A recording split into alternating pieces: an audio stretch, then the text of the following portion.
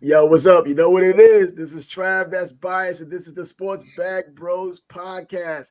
This is episode number 46, if you want to know.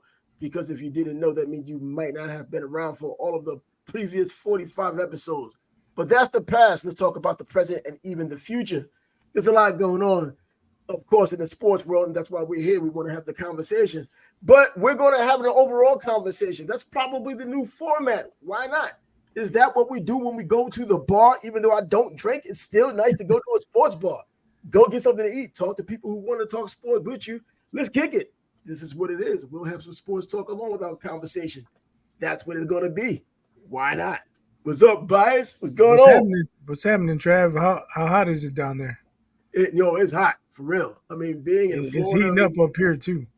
yeah, I'm sure up there where you are, yeah, it's gonna get hot, and at least you'll have eventually have some seasonal change. Down here, it's just hot, and then it's hotter, you know. And luckily, being in northeastern Florida, you get a semblance of some seasonal change on occasion, but it's nothing like the Midwest or even Northeast. And the further south you go, you already know the story. We're talking about getting into the heart of the hurricane season now. It starts in June, is in November, first day of December. But the worst days seem to happen to be in, like, I don't know, August, the end of August, October, and possibly November, but typically August, September, October. But either way, yeah, Yeah, the heat is there, the I, humidity is there. I don't know if you heard. Jerry Reinsdorf fired Ken Williams and Rick Hahn. So Oh, they're in the really? market. Yeah, they're in the market for new president and GM.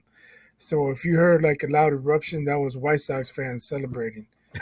Well, I Um, guess you know what? They might be and, listening. That's one of the that's one of the subscribers.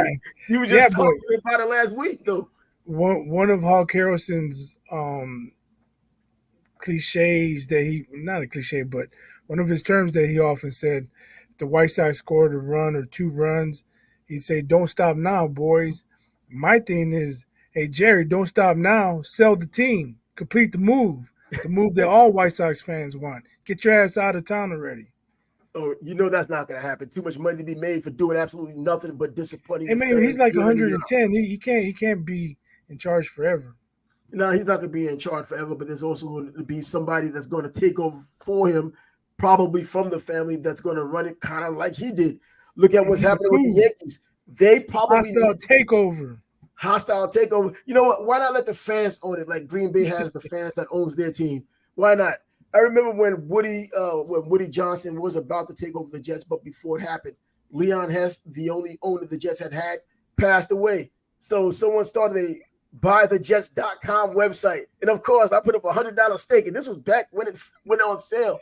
We knew we had no shot, but there was some money put up. But Woody Johnson, owning the Johnson and Johnson brand and so forth, was obviously going to outbid us, and he has the team now. So this isn't Green Bay. Hey, you It's a got to be lot in it bigger to than that. win it. So And you know what? If the team starts winning now, because they weren't winning then, and they weren't winning recently, haven't been to the playoffs since 2010.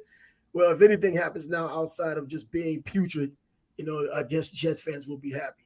But the Yankees, going back to your point of what's going on with the White Sox, the Yankees are almost in the same situation because they are expected to win. And these whining fans of the Yankees, myself included, expect to win all the time. All of those championships, we've been waiting around for championship number 28 for years now. We don't have a GOAT to talk about. We don't well, have 1918 to talk about like the Red Sox used to have. yeah, but there's a major difference, man. At least your team is trying. It maybe didn't work out, but your team spent money on Yeah, players. You brought players in. Maybe they're not performing, but White Sox fans, we've been when the largest contract the team has ever given is Andrew Benintendi for 70 million. That bro. tells you right there. A Yeah. big market team operating like they're a small market team. So And that's what we've been dealing with for years, man. so it's fair to say Otani's not on the agenda for the team trying to get better. Because I think there was a story that came out the other day about his estimated worth. And I know it was just someone throwing numbers together, but it was amusing to even think about it because we were wondering how would you really put him. And they had him at $762 million. Bro, Even the Yankees get a little scared at a number like that. I mean, Yeah, looking at a number like that's a that, big man, number. that's Um, probably not legit. But for someone to finally put something together and come up with some type of a number like that, and that's the number, man. The Dodgers, the Yankees, the Phillies, the Red Sox, the Yankees, all of the big teams that claim they have the money or are supposed to have the money for that and not blink, they're blinking and probably crying while they're blinking. I think he probably ends up in L.A. with the Well, Dodgers. I'm about to say You the can say Angels he's already there. again. No, I mean with the Dodgers. Yeah, I can see that happening. I wouldn't be surprised if he did try to come to the Yankees. I'm telling you, I wouldn't mind him coming, but I don't think it's a complete necessity for him to come. Because first of all, the money, and of course the Yankees spend all the time, but it's the money. And the Yankees, at least if George Steinbrenner was here, he would probably be wonderful all of that historical value. Knowing that he pitches, Yeah, knowing that he bats up, and all of those things that could happen. It would be George's little circus, but it would pay off. You know, man, and but you're talking 700 million that's a lot of money, man. plus. You could get like four really good players for that Major amount, players. man. Uh, I mean, you can I mean, you can renegotiate, really improve your roster. So that's the route I would go. If man. You I'm can going to spend seven renegotiate, hundred million, I'm going to do it on 4 or 5 guys. and that's probably true. And and he's probably two guys because he's the pitcher, and he Yeah, does. He can go out and DH and yeah, do but other things. he skipped his last start. He's starting to have a little bit of arm Yeah, this trouble. late in the season, you kind of can expect that the wear and tear of the season, all of what he does and brings to the game.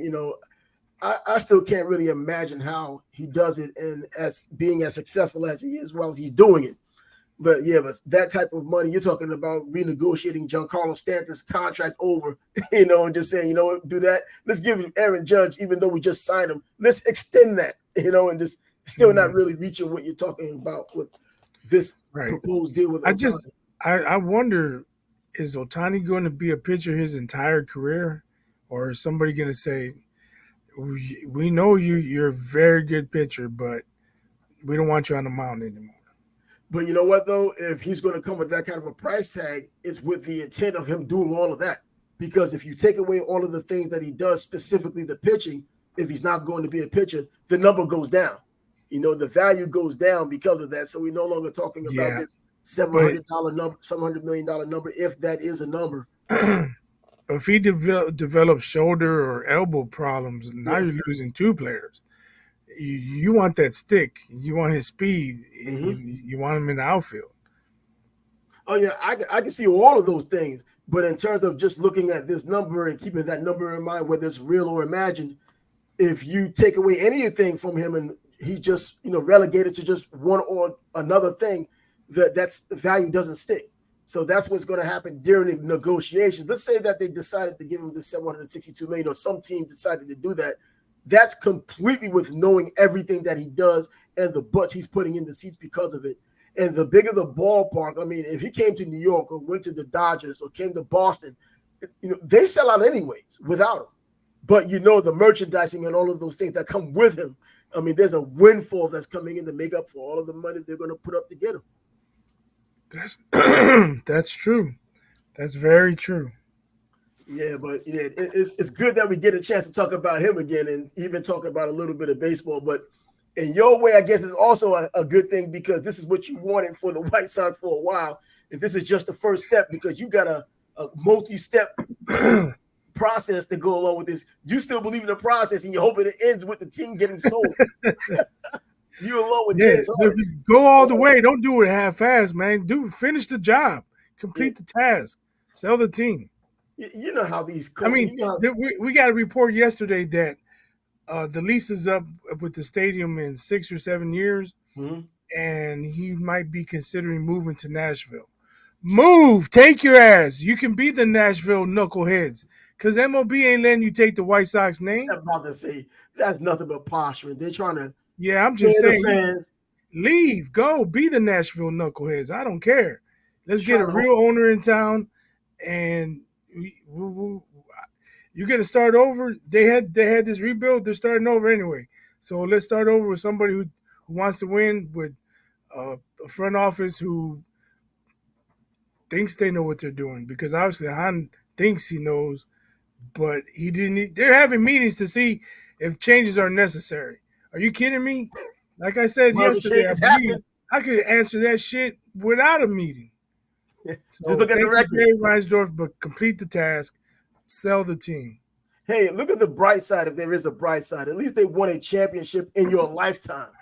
You know what I That is mean? So true. at least you had a chance to enjoy a championship in your lifetime. But I guess once you get a taste of that championship and you know that the Cubs are out there, you want to continue to win, or at least be in competition for a championship, or at least going to the playoffs with some consistency. Don't make it seem like it's so obvious that you're just content with the money you're getting and you're not making anything happen with the team, so that the fans get what they deserve. Because I bet those ticket prices aren't getting any cheaper. Oh no, not you know that. The frustrating thing was after the 22 season when they won the division, they didn't really improve the team. Their plan was everybody stays healthy. We'll be better. The young guys they'll stay healthy. They'll take a step up, and we'll be better overall. That was their plan. How the hell you come up with that plan? Because the players didn't stay healthy, and right there, your plan was done. Your plan for the entire season was done. Early, Eloy Jimenez got hurt, Louis Robert got hurt, Tim Anderson got hurt. I mean, and that's your core right there. Uh, Jose Abreu was hitting 240. I don't think he even hit 15 home runs last year. His production fell off dramatically. And you were hoping to stay healthy. That was your plan. I No, think you got to bring in talent, man. exactly. I think you get lazy owners or lazy management that doesn't really want to do their job. They don't really want to go out there and do what's necessary to win a championship because it requires a lot more work than just spending money. And they're not even spending money. I mean, like the Yankees, you continue to get you let some other team raise your player and then you bring the player on. You go to like the Rays, they have an excellent front office and a scouting department, but they don't pay their players. So you let them kind of grow down there, then you take them. Or you go to some other team that has a nice scouting department, a nice management, and you take their players because they can't afford their players. And it takes away from you really knowing baseball. And up there in New York, Brian Cashman's been around a long time. He came after Bob Watson, who was the architect of what the Yankees ended up winning with all of those championships. I think that Brian Cashman is just someone who just ended up getting the job, kind of holding serve until he couldn't hold serve, but he hasn't held serve for quite some time. And now it requires really knowing players and finding players and getting players and developing players that are going to be championship quality. And that's not what's happening with the Yankees right now. But, everyone's going to pay for it. I know once this is over. If it was George, this wouldn't be the case right now. Everybody would be gone.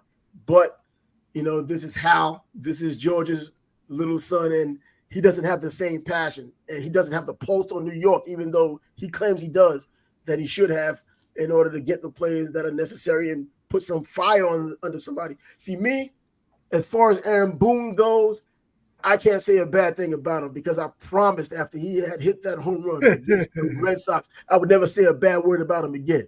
And I kept my promise. I'm doing it by proxy. I'm letting the fans say what they want. Get him out of there, but I'm not going to say it. I read a while ago. It's crazy. Steinbrenner, I lost his Yeah, name for a second. George was interested in buying the White Sox, but I think Bud Selig, he was the owner of the Brewers at the time. I yeah, think it was Bud that rallied everybody to block it. Why I don't know, but he was this close to buying the White Sox, but then he ended up that got blocked, so he went after the Yankees. yeah, So these unbelievable. could be a whole lot different. You know what? With the personality George turned out to be, I think his way of doing things, right and wrong, because he did some bad things and was kicked out of baseball for some time. I think that it works everywhere, regardless of where he would have gone. So if he would have gone to Chicago and had the White Sox, you might have had a different outcome. You might have had multiple championships, or he damn sure would have pushed the envelope because it wasn't like he just made things happen immediately, even though things did happen with the Yankees winning, in the 70s, but there was a long lull in the action until 1996. That was 18 years without anything. And for New York Yankee fans, The amount of tears in that bucket from crying every year, it was ridiculous. But it was excellent. It was when it finally did happen in '96. Everybody loved it. We got something out of it, and Derek Jeter, and then of course the core four with Mariano Rivera also included, with Jorge Posada and Bernie Williams, Andy Pettit. Man, it was a great time for New York Yankee fans, but that's not what's going on right now. Under 500, in last place in the AL East, no chance at the playoffs. This is not the '70s. You're not coming back. So, but also, hopefully, most of these people that are in the organization won't be back as well, with the exception of Aaron Boone, because I can't say anything bad about him. Yeah, well, the big difference is, back in the '70s, they were chasing one team. Now they would have to leapfrog a bunch of teams to get to that wild card spot. Without a doubt. I mean, and I like it that they have more wild card teams. I like it that there's a little bit more parity in baseball as well. I mean, it's not just the big market teams are still doing what big market teams do in terms of spending, but these smaller market teams like Tampa know how to put teams together, and they know how to raise these players. And even though they're going to lose them later, but they go on these runs until that player is gone, or until the wholesale of those players. So yeah, I like the way baseball is right now as opposed to before, when there was just a few games and you're a champ. Now you really have to put that work in. And even though most fans don't like Arizona, like the Astros, I can dig the Astros. I mean, I don't like that they beat the Yankees, but I can admire the franchise for what they've done. Cheating and otherwise, say what you want. Those guys are winners. Okay, sure. I mean, they were fun to watch, but then you find out they knew what pitches were coming. Well, yeah. Curveball. Yeah, right? Right. Yeah. You know what? I mean, but even afterwards, they still won again. So even with all eyes on this, it's almost like the Canelo effect. Once you get caught with the PEDs, the tainted meat, now all of a sudden, anything he does after that, well, you know what? You're thinking where the cock guy is. Well, I mean, look at Belichick. He got caught cheating once, and then where there's smoke, there's fire, man. It wasn't just an isolated incident. It didn't happen just one time. Well, the one time what makes you think he especially now, since he doesn't have Brady anymore, they've been struggling. Oh, we can see that part. I'm sure he's doing things that other teams aren't, whatever it is. Well, Brady was the common denominator, though, because after he left, he still won a championship, and Bill Belichick did it. And before he came, Bill Belichick was on the cusp of getting fired anyway, even with Drew Bledsoe. And we already saw his act in Cleveland. So we knew that, and I could give him that he was developing as a coach, as a Cleveland Browns coach back then. A young coach just coming from the Giants as a defensive coordinator, getting his job with the Cleveland Browns and not necessarily pretty doing much well. Everybody sucked with the Browns, though. Yeah, that's true, too. Saban was there, too. Yeah, Saban was there, just not the head coach. But yeah, the problem with the Browns, I just don't get it with certain organizations who don't seem to get it right. The Detroit Lions is one of those organizations. Cleveland's definitely one of those organizations. Can you really say the Jets are? I mean, at least they have themselves a Super Bowl. Those other two don't. And, and so there's just teams that it's before our lifetime, but I mean, yeah, you know what? It's before our lifetime, even before my lifetime, but they got themselves a championship. When people ask who has a championship and who doesn't, they're not on the who doesn't side. The other ones with the naked fingers are like, yeah, me, here we are. I just remembered as a kid, I was watching the White Sox game, and there was a rain delay. I can't remember how old I was. I must have been maybe 8 or 9 or 10, something like that. And back in the day, during rain delays, they would show old games and stuff.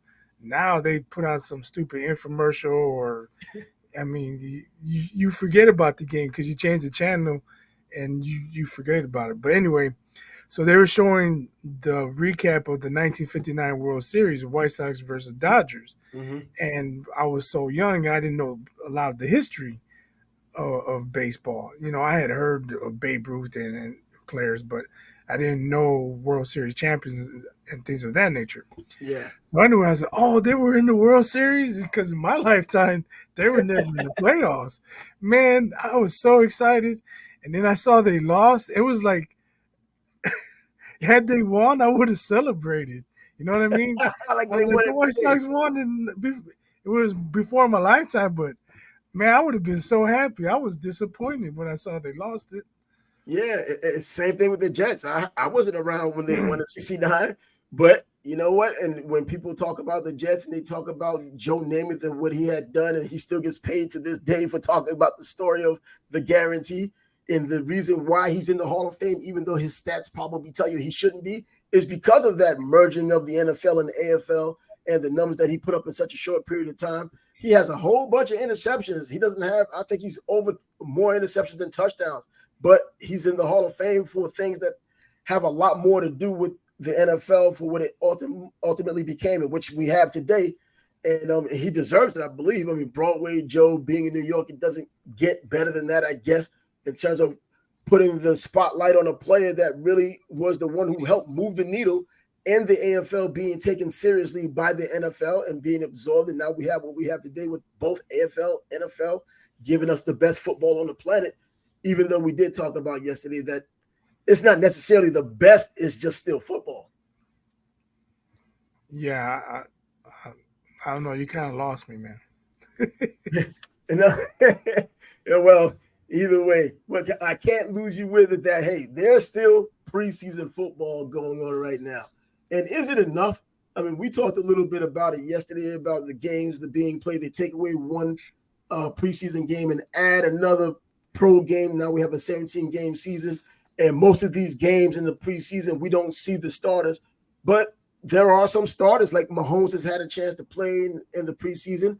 And this coming Giants and Jets preseason game, Aaron Rodgers is making his preseason debut. And there's somewhat of a firestorm about it of saying, why are you going to do that? And he mentioned Josh Allen has gotten out there. Mahomes has gotten out there. Some teams have put their guys out there just to get them out there. You can't coach afraid to put your top guys out there so they can knock that rust off, so they can see what they got in that new system. Right. It's a new team. He's got to get out there and test the waters. It's one thing to run plays in practice against your own defense, really not going too hard, especially if they're not scrimmaging. There might be in just helmet and shoulder pads. But, to get some actual game action, you need those reps. And you don't want to go cold into week one and then find out your timing is off. You go out there, you run plays, and then you watch film and you correct your mistakes, get ready for week one. And I do understand that a coach or even fans may be a little leery about a quarterback, especially someone like Aaron Rodgers, being that savior that he's supposed to be in New York with the defense being what it is, getting that little tweak and knowing Jets luck because Chad Pennington once upon a time was hurt in a preseason game with his wrist, and Mark Sanchez was hurt for the season with a shoulder injury in a preseason game. So I know Jets fans have short memories or long memories, and they remember those types of things, and they think it may happen there. And the offensive line, by the way, hasn't been so far up the spunk this year in the preseason, and we don't need that happening with Aaron Rodgers back there. But, yeah, I mean, other teams out there playing in preseason, letting the guys go out there and play. Sam Howell is one of those players playing for the Washington Commanders right now, / Redskins. And Eric Bieniemy, the new offensive coordinator, they just announced that he's going to be the new starter. They in the Baltimore Ravens 24-game preseason winning streak, and they're celebrating this as if it's really a milestone. I don't know. You get whatever you can take, or you take whatever you can get. I guess I don't know. Um, it's I guess it's something. Can you say Baltimore was trying to win every single one of those games? If you look at the rosters and the people who are out there, I mean, Lamar Jackson wasn't out there, so were they really trying to win? It's just their Right. backups So and UPS workers are better than their backups and UPS workers and State Farm workers. I'm sure John Harbaugh did not lose any sleep over it. Well, no, I don't think he had, but it was one of those little storylines because people are probably chomping at the bit right now to get some football in and, any little storyline because even they go back, well, Sam Howell was this old the last time the Ravens lost a preseason game in 2015. What good is that? I mean, you went undefeated in preseason games all the way up until this Monday, which was yesterday, and you haven't won a Super Bowl anytime during that time. So that shows you once again what does the preseason really matter in terms of wins and losses? You really want to see personnel and how it works with your team. Right. Preseason doesn't mean anything except for the players trying to make the team. And for people working at, first string players working on timing, learning plays, getting their rhythm, getting it together for week one. And That's what that's it's what all about. Yeah, and that's what it should be about. See, as fans, and there's a lot of people who have played before, and they probably haven't played in the NFL, but they've played before and they know enough about football to know that these decisions aren't just made on the football field. You do go to class more than you're actually on the football field when you're an NFL player, probably even a college player. And you look at a situation like we'll move to another team, which is Tampa Bay, who's now made Baker Mayfield their starting quarterback in front of Kyle Trask, who they taken in the second round 2 seasons ago. He was backing up Tom Brady, supposedly learning under Tom Brady. You bring in Baker Mayfield, who's had his problems and is, for all intents and purposes, a journeyman quarterback, and he comes in without necessarily knowing the playbook and is now the starter. uh, what's going on here? I mean, Kyle Trask, man, all these quarterbacks we talk about, let them sit down and learn the game, and then they'll come back and play like the old school quarterbacks. Steve Young sat behind Joe Montana, and Aaron Rodgers sat behind Brett Favre. You go down the line.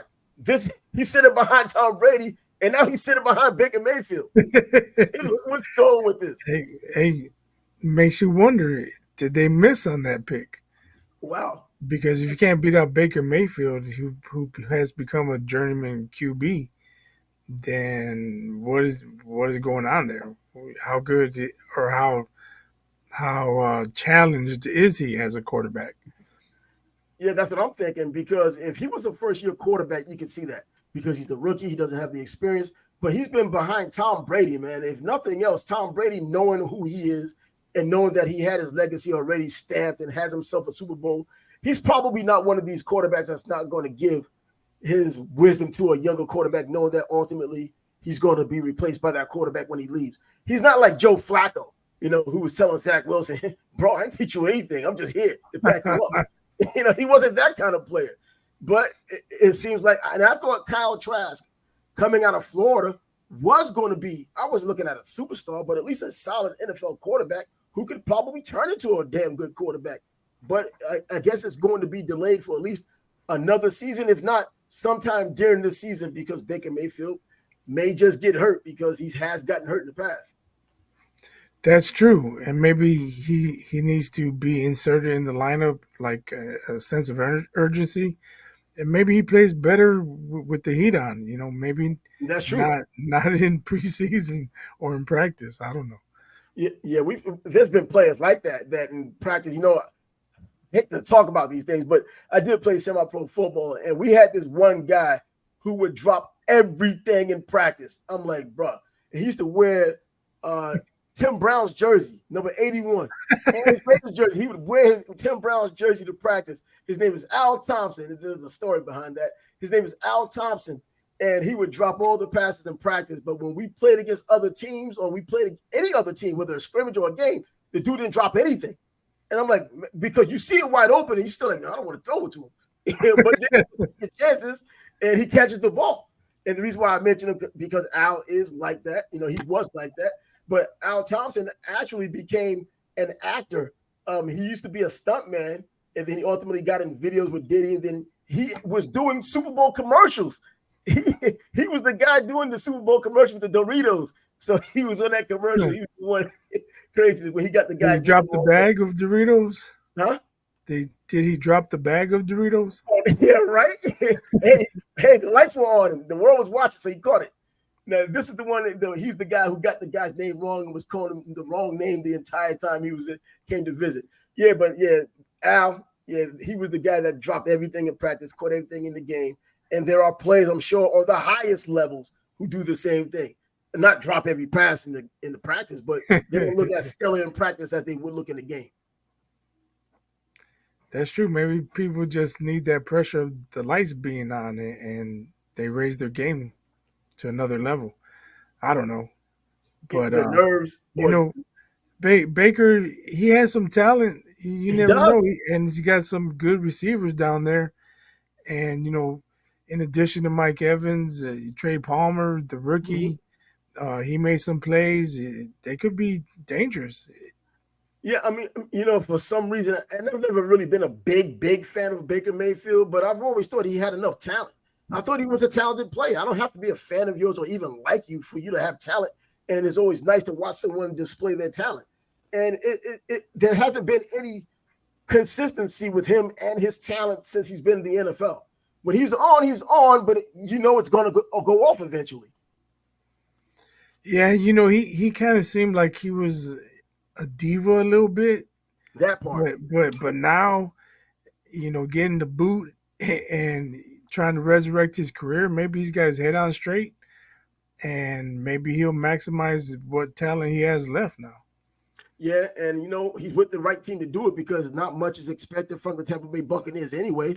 I think that New Orleans is probably the team now that they have Derek Carr is probably going into the season leading the NFC South.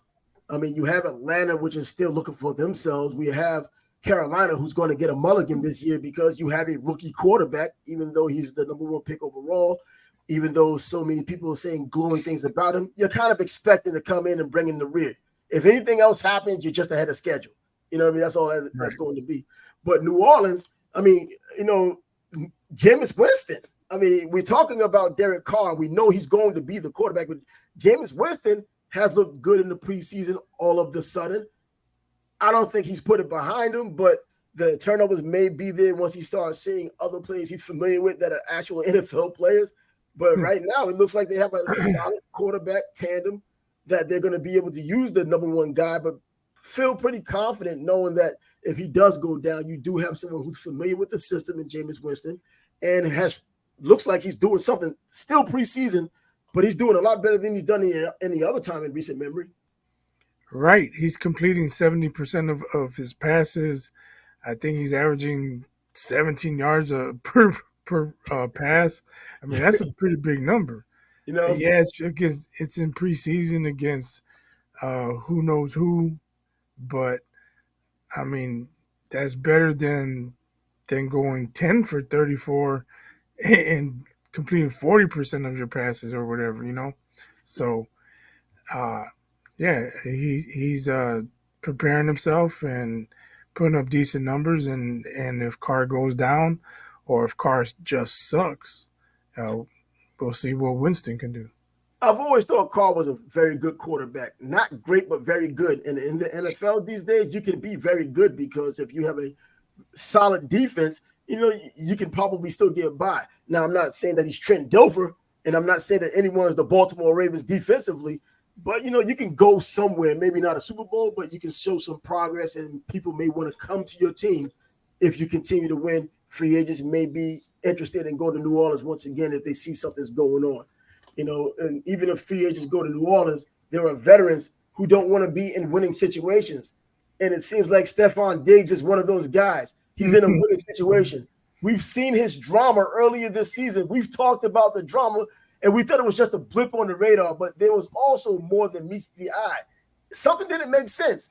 Now it's making sense. He doesn't want to be there, and he's in a winning situation. Yeah, that's a tough spot for the Bills. What do you do with him? I mean, what is so bad that he doesn't want to be there? They have a good defense. They have a good quarterback. They have good offense. Yeah, everything. They're contenders. But Real without ones. Diggs, without him, they're not contenders. So they need to get that worked out and work it out quickly. Now he wants them to work out a trade. So he doesn't want them to work out and bring them back. But when does it come down to it could be a Steffon Diggs deal and not a Bills deal? Everybody else is fine. Everyone else is on the same page. And he's the one that just wants out for whatever reason he wants out for. In the beginning, he said, I'm fine. When he finally came back, he deliberately took his physical, as we talked about in the past, and then made himself unavailable because he left, obviously knowing how people were going to respond to it. And then he comes back saying that everything's okay. And then it wasn't okay. And then he talked about how he wasn't a part of giving his insight on the offense, I guess, his contribution to the coaches or coordinators or even Josh Allen of what he thought would be good for the team as well. I don't know where that's coming from. And then that looked like it was settled. But then now he waits until we're this close to the season starting, and now he pulls this because he knows he could put the pressure on, management one way or another, whether they're going to be scared to have all of this tumultuous nonsense going into the season, or whether they're just going to simply lose their best players whose heads is not going to be in the game. Yeah, I remember saying at the time that it didn't bode well for the future. They were not getting off on the right foot, right? and it seemed like they had gotten past it. And like you said, now he's using it as leverage, as far as when he's saying it, the time frame before the season. You only have a couple weeks to make a move. What kind of So, huh? I mean, what kind of guy does that? I mean, seriously, you claim you love your teammates because he did say that when he came back. I love my teammates. I love everything here. This and that or the other. I know you're saying it for the cameras. You're saying it for the media. You don't really mean it. But then you're going to sabotage your team like this because if he really wants to get out and they get him out of there, they're not a better team because he's leaving. They're a lesser team if he leaves. That's just the way it's going to be. And if you're the Bills GM and you shop him, what are you really going to get? Are you going to get fair value? Nope. Are you going to get a third round pick? You don't want a third round pick. I mean, maybe he's taking a cue from James Harden. I don't know. But this is the wide receiver. This isn't a running back. Now, a running back, they just tell him to shut up and take your franchise number or get less. The wide receivers are the ones that are getting paid, the quarterbacks, and we know the other premium position players. He holds the cards. And it's bad that he's holding a possible Super Bowl contender under fire like this when he has all he needs. Most of the time, players are upset because of money. This isn't a money issue. And I don't know what the issue is. Does he have something wrong with Josh Allen or someone behind the scenes, management, or ownership, or whatever it might be? And he's not necessarily saying it. But I think right now, making that claim that he wants to get out of there, I think once you say that, you probably want to start naming the people you're upset with just to make sure they can expedite you. That's true, because I'm wondering, just like you, what's the reason? What happened and what has led to this? We know he was upset after the playoff game, but everybody's upset after the playoff game when you lose. So I don't know. If I'm a Bills fan, I'd be really pissed off right now. I'd be fuck him. Get him out of here. I mean, like you said, you mentioned sabotaged. I mentioned it back then, I believe. He's throwing a big-time monkey wrench into their season. And that is sabotage. So if you're a Super Bowl contender and the Bills believe they are, and so do many others, you don't need this. You don't want this. So right now he's a cancer to that locker room. So they're going to have to do something and figure it out fairly quickly. And I don't think one of these apologies, which is probably likely to come if he does stay and has to stay anyway, he's contractually obligated to be there. And I don't think one of these apologies is going to help anything in the locker room. The fans may forgive him because they know that they really need him. He's a huge piece of that offense that's going to get them closer to a Super Bowl if they're going at all. And they're not going to go likely without him. So it's just bad that. But if you're GM of another team too, you got them. Like, why would I give you fair value when I know you need to get rid of this guy? But then that GM also has to have in the back of his mind that this guy can do the same thing to us. Exactly. We've seen Antonio Bryant, and we've seen his act. We've seen him down in Tampa and going even after Tom Brady, the guy who helped bring him in. I mean, I don't know if it's CTE or just a bad attitude. I know I've read things in the past about when he was in college having issues kind of like that as well. He's just one of these combustible personalities. And it doesn't matter who brings him in and how close you think you are to him. You don't find out what's going on until it's going on. And by then it's too late. That's true. I just wish them luck, man. The more contenders there are, the more exciting the football season is. Oh, it would be terrible if the Bills go 6-11 this year, or even 9-8. That's a terrible year. Yeah. considering they're Super Bowl contenders. Because at 9-8, you're probably not a Super Bowl contender anymore.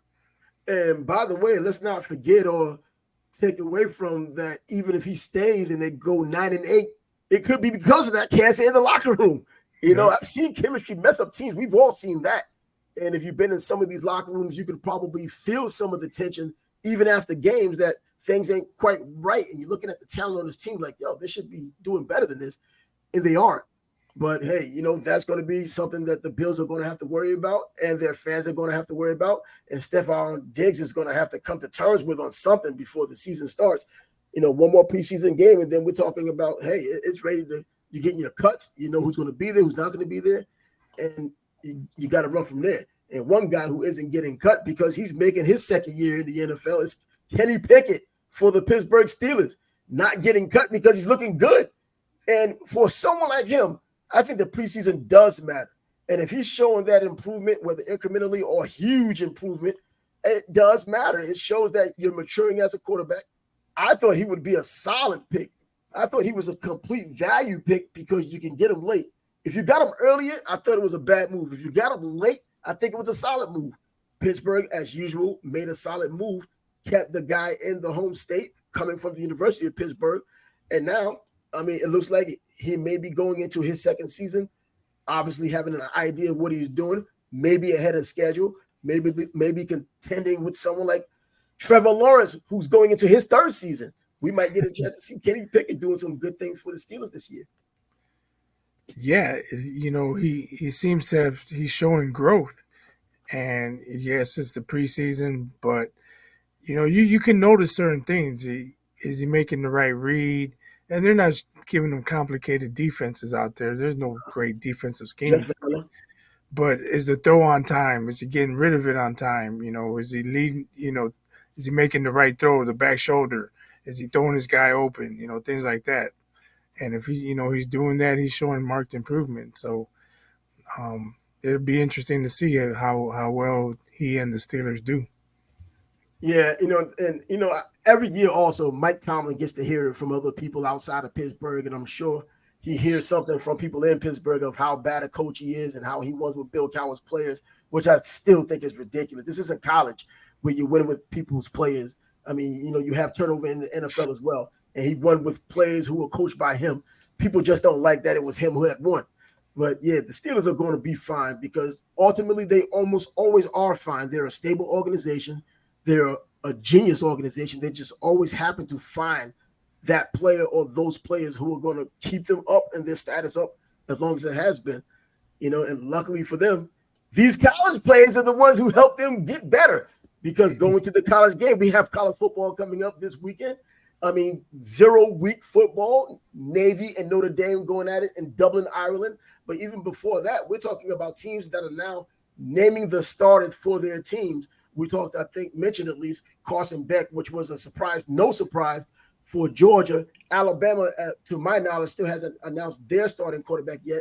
But Jaden Rashada is now going to be the starting quarterback for Arizona State University.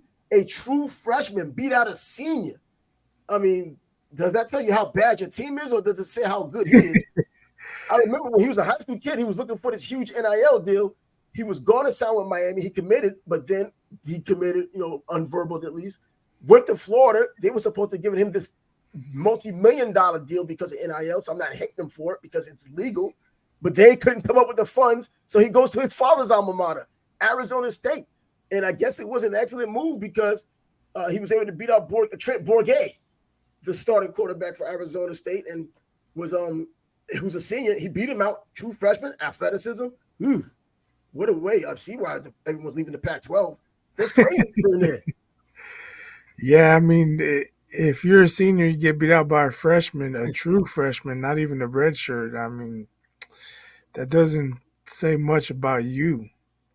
Yeah, it doesn't say much about you as a senior quarterback. And also, he beat out Drew Pine, who transferred from Notre Dame. But there's a story behind Drew Pine because he had gotten injured in a scrimmage, I think a hamstring injury, so he couldn't continue to play. But still, a true freshman really impressed that much. They couldn't wait for your hamstring to heal because I don't think they're going to have an excellent year anyway. but Hey, they have coaches saw Rashad in something, there. obviously. Yeah, and we're gonna Coaches get saw something.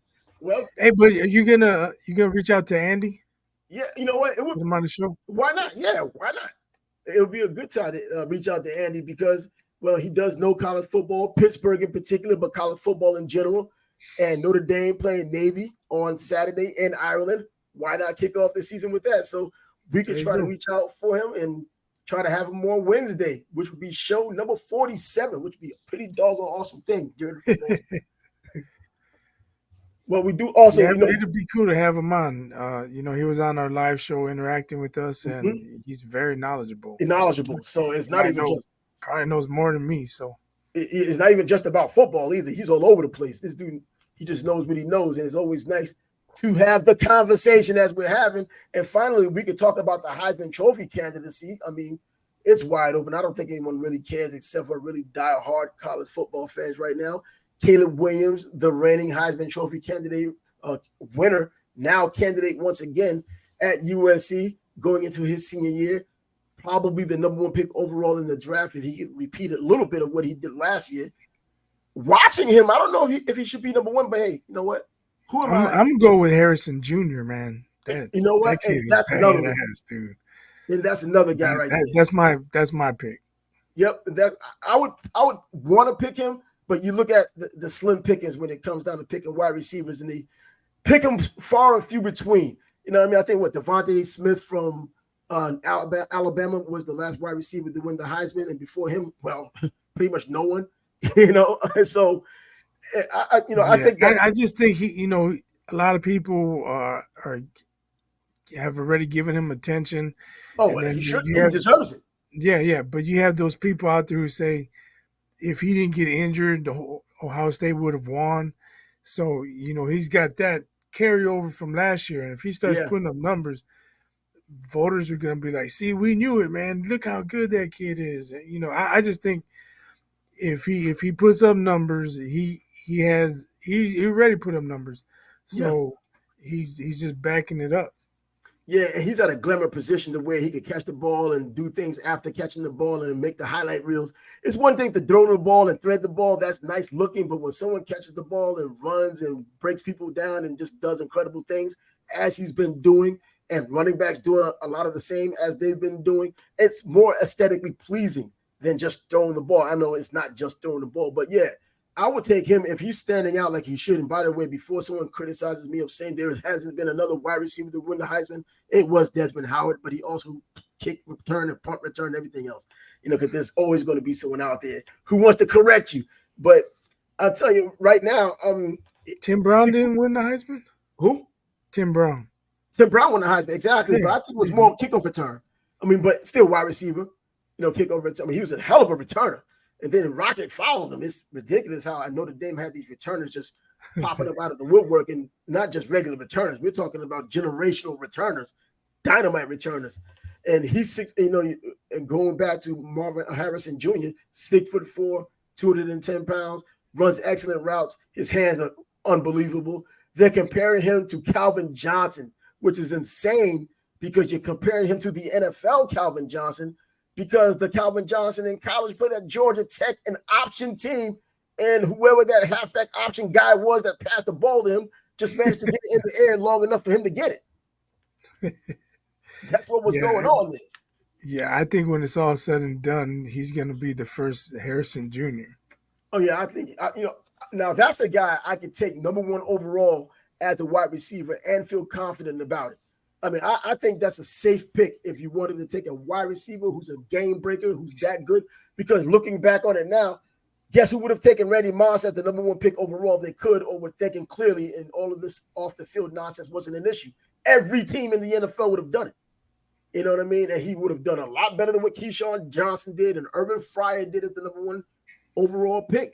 So, yes, I think, we're talking Caleb Williams being number one. I think Marvin Harrison Jr., if he does anything like he did last season or anything as he's been doing his entire season, his career, would be the number one pick overall, and you wouldn't be upset about it. And so what this? Yeah, it could depend on who has the number one pick too.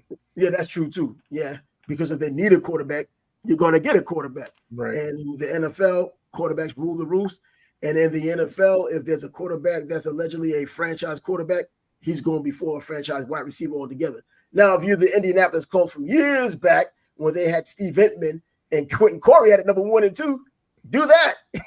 Get the quarterback and the receiver. Not going to happen. But and Michael Penix is another one I think you might want to talk about. Left-handed quarterback, Washington University, used to play at Indiana. So that's the thing that kind of throws me off. He didn't do much of anything in Indiana, but then he goes to Washington and plays off the charts. But then the Pac-12 is just so wide open and so finesse. Is it really him being that great or them being that bad? I mean, I like to say he's that good, not great just yet. Do it again, and we can call you great. But yeah, but he put up fantastic numbers though while he was there. And Drake May from North Carolina put up excellent numbers all season until the bowl game. But I think going into this season, he's also a name on the Heisman list. Quinn Ewers was a name on the Heisman list. How his wiffle ball arm? How do you get into a Heisman list? I just want to know why isn't Notre Dame giving the Irish fans a better opponent in Dublin? Oh, because the Navy, the Notre Dame Navy rivalry. It's the same reason why they hadn't won for over 40 years, and Navy hadn't beaten them in over 40 years until they finally did beat them. And people were still looking forward to that game every year. And I think even before they did beat Notre Dame, I think they did have a game in Dublin even then, or Ireland, somewhere in Ireland then, back then. So it's just the rivalry, man, the academy, the Roger Staubach from 1963 and Notre Dame deal. I don't know. I just think that it is a huge rivalry outside of the usual Army-Navy game. Notre Dame, it's Notre Dame. Whether they're good or not, it's still Notre Dame.